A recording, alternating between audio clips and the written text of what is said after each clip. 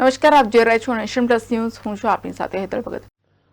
સુરત ગ્રામ્યની કામરેજ પોલીસે એક ફાર્મ હાઉસમાં ચાલતા દેહ વ્યાપારના ધંધાનો પર્દાફાશ કર્યો છે.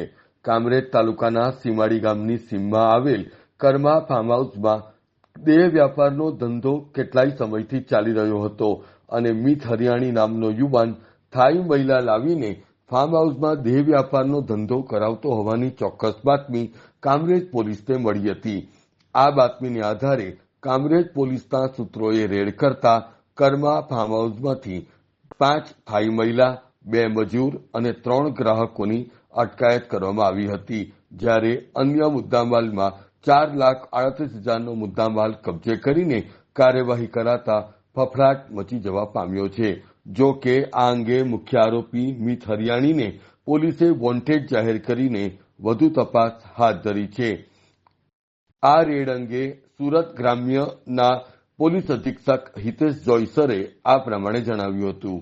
हमको कामरेज पुलिस इंस्पेक्टर और उनकी टीम को एक एक्शनेबल इंटेलिजेंस मिला था, जिसके तहत पुलिस ने सीमाड़ी गांव के कर्मा फार्म में रेड की और उसमें 5 जितनी थाईलैंड से आई हुई लेडीज पुलिस को मिली और 3 कस्टमर और 3 और दलाल मिलके जो मुख्य सूत्रधार है वो पुलिस को मिले थे.